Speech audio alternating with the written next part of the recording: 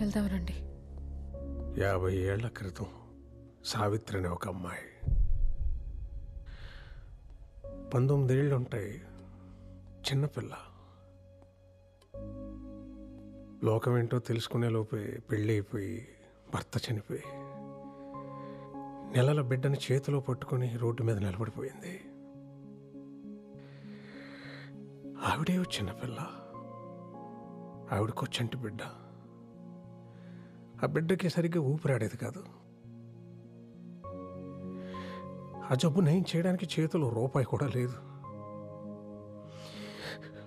పగలంతా ఆ బిడ్డని ఎత్తుకుని నడుంకి చుట్టుకుని కూలి పనులు చేసి రాత్రికి ఇంటికి వచ్చి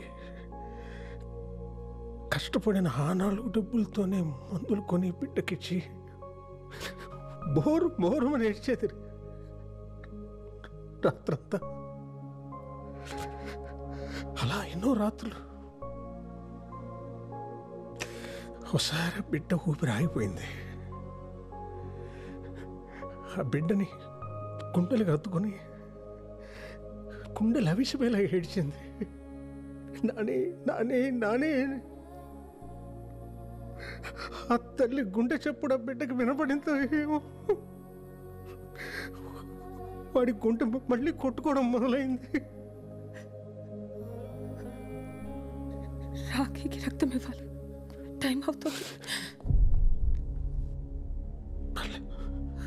పర్లేదు, నువ్వు నీ కొడుకుని చూసుకున్నది గొప్పగా కాకపోయినా నా కొడుకు నేను ఏదో దయచేసి ఇక్కడి నుంచి వెళ్ళిపో. మళ్ళీ నా తల్లి సావిత్రి పడ్డ కష్టాలు ఈ స్వాతికొద్దు, వద్దు. నీ ఇష్టం వచ్చినట్టు బతుకు. నీకోసం నువ్వు బతుకమ్మా, నీకోసం నువ్వు బతుకు, నీకోసం నువ్వు బతుకమ్మా. నువ్వు పుట్టగానే నిన్ను ముట్టుకుంటే ఇలాగే పట్టుకున్నావు. ఒక్కసారిగా నా లోకమంతా నీ గుప్పిట్లోనే ఉన్నట్టు అనిపించింది.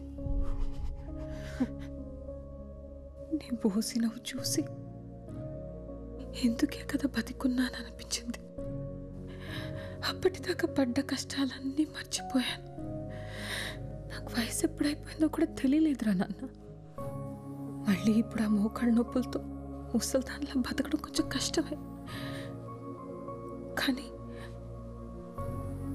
మళ్ళీ నీకు అమ్మనవుతున్నానన్న ఆనందం ముందు ఏం పోయినా లెక్కనిపించట్లేదురా. నా కొడుకు నాతో లేనప్పుడు నా జీవితం ఎంత బాగుంటే ఏంటి ఇప్పుడు?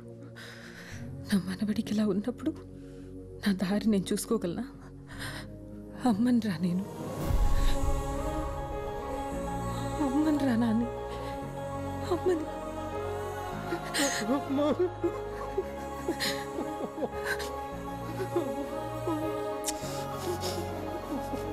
ఊరుకున్నాని, నేనున్నానుగా. ఎక్స్క్యూజ్ మీ, పేషెంట్ పేరు రాకీ, పూర్తి పేరు తెలీదు. యాక్సిడెంట్ కేసు, ఒకసారి చూడరా.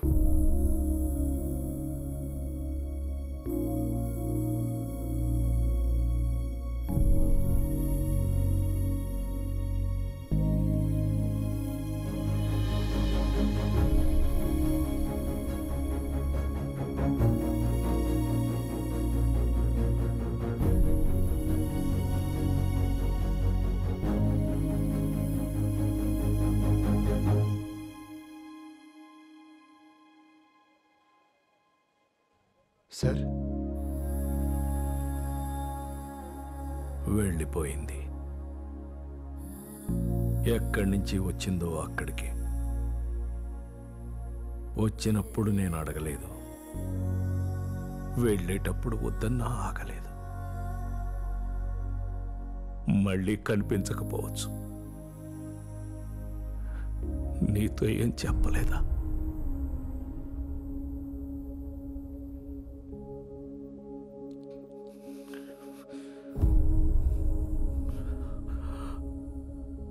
విక్రమ్, క్షమించబ్బాయి. ఆశ పెట్టి వెళ్ళిపోతున్నా. ఎందుకని అడక్కు, చెప్పలేను. ఎక్కడికి అని కూడా ఆలోచించుకు, తిరిగి రాలేను. నా కోసం వెతకొద్దబ్బాయి. ఇది మన పరిచయంలో నేను అడుగుతున్న మొదటి కోరిక. నా కోసం నీ జీవితాన్ని ఒంటరిగా చేసుకోకు. ఇది నా రెండో కోరిక. ఇంకేం అడగను. నేను నా జీవితంలో ఒక చోట కోల్పోయింది ఇంకో చోట దొరికిందనుకున్నా. ఈ కొద్ది రోజుల మన పరిచయానికి ఏ పేరు పెట్టొద్దు. ఇదొక అందమైన అనుభవం అంతే. ఎప్పుడైనా నేను గుర్తొస్తే మాత్రం చిన్న నవ్వు రావాలి నీకు. నువ్వు నవ్వితే చాలా బాగుంటావు. నాకిష్టం. ఇట్లు నీ స్వాతి.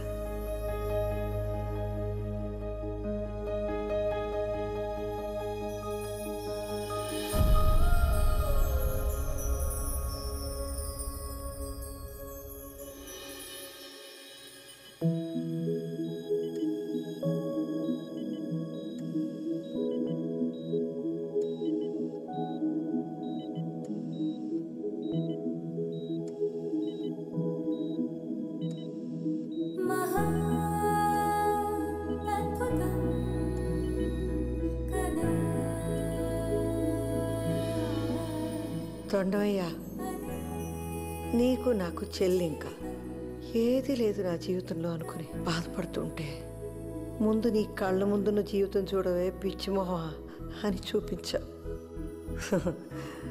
లేని దానికోసం ఆరాటపడి నా చుట్టూ ఎంత అందమైన లోకం ఉందో చూడలేకపోయాను. నేను ఎన్ని మాట్లాడినాను, అయినా నువ్వు నాకు మంచి చేసావు. మా చంటిగాడిలాగే. థ్యాంక్స్.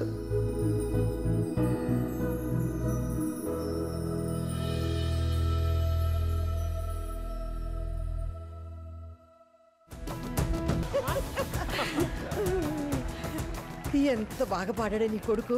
ఇంటికి వెళ్ళగానే దిష్టి తీయించాలి. నా కొడుకు కంటే ముందు మీ మనవడత్తయ్య, అందుకే అంత బాగా పాడాడు. నాకన్నా బాగా పాడాడులే.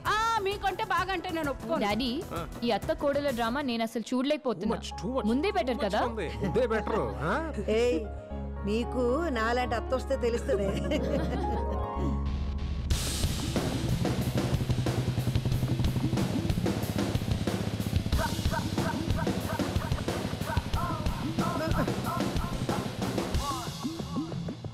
మళ్ళీ వేసుకొచ్చావేంట్రా ఆ పిట్టలతో వేషం? ఒరేయ్, బండి మీద నుంచి పడి కాళ్ళు ఎరగొట్టుకుంటే కానీ అర్థం కాదు నీకు.